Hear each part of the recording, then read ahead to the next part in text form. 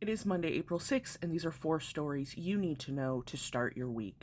And our first story, the Strait of Hormuz ultimatum continues. We are currently 24 hours out from the president's Tuesday deadline, and the diplomatic situation has shifted from negotiation to rejection. Tehran officially declined the latest 45-day ceasefire proposal this morning, according to Reuters and The Hindu. Iranian officials are refusing to reopen the Strait of Hormuz for anything less than a permanent treaty. The White House has signaled that this is a non-starter. If that Tuesday deadline passes without a deal, we are looking at Bridge Day. The administration has explicitly threatened to strike Iran's domestic power grid and transportation infrastructure, specifically their bridges. This isn't just about military targets anymore. It's about the total disruption of Iranian civilian life to force the strait open. For everyone watching at the pump, shipping insurance rates for oil tankers hit a record high this morning, and the market is pricing in a kinetic conflict starting tomorrow. To understand the scale of what's being prepared, we need to look at the naval positioning and ghost rescue that occurred over this weekend and early this morning. So right now, the U.S. Abraham Lincoln is in the primary strike platform in the North Arabian Sea. It was supposed to be supported by the USS Gerald R. Ford, but that ship is currently being sidelined in Crete for emergency turbine repairs after an onboard fire. Now, because of that gap, the USS George H.W. Bush was ordered to bypass its scheduled stop in the Mediterranean and is rushing to the region to provide a second deck for flight operations. Also, new details coming in on how that downed F-15E pilot was recovered from Iranian territory last week. According to recovered intelligent leaks reported by the Anadolu Agency, a Turkish news platform, it was considered a ghost operation, the CIA reportedly using massive electronic deception, flooding Iranian radar and radio with fake signatures to mask the actual rescue helicopters.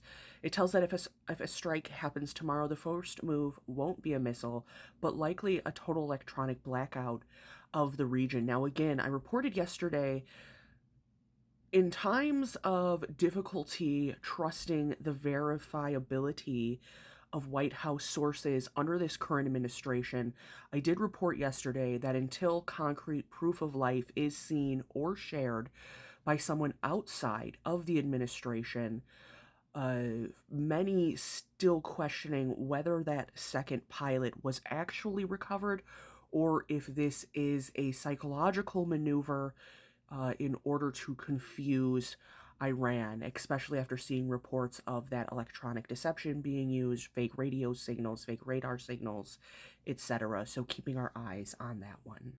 Now, moving domestically to a massive story out of the Midwest. A new investigation from Wisconsin Watch revealing that the state of Wisconsin is taking roughly $10 million a year in Social Security survivor benefits away from children in their foster care system in something that they're calling the orphan tax. Now, when a child in the system loses a legal parent, they are then legally owed federal survivor benefits. But reporting finding that the state often is applying to be the payee instead of that foster child, taking the money and then putting it into the state treasury to reimburse itself for the cost of foster care. Now, both parties in Wisconsin agreeing that this needs to stop, with Governor Tony Evers proposing a plan to put that money in a trust for foster kids. However, a GOP-led budget committee recently cut the $1.8 million needed to implement that change. This is a fight over whether a child's inheritance should be used to pay for a service the state is legally required to provide for free. And in our fourth update today, a major legal update for housing advocates. A federal appeals court has officially blocked the administration from putting political strings on homelessness grants. Now, last November, the HUD tried to overhaul the Continuum of Care program, the largest source of federal homelessness funding. They wanted to put strict new conditions on how cities could spend that money. Attorney General Keith Ellison of Minnesota led a coalition of states to sue, and the court just ruled in their favor. The court called the administration's move immediately destabilizing. For now, this ensures that billions in funding for permanent housing across the country stays in place regardless of federal policy shifts. Tomorrow will be a pivotal point in the war on Iran, knowing that if this strait isn't open, posturing will likely end, and strikes, whether electronic or physical bombs, will likely begin across the nation of Iran. As always, I've been JJ Hastings. If you have any questions about these stories, please let me know down in the comments.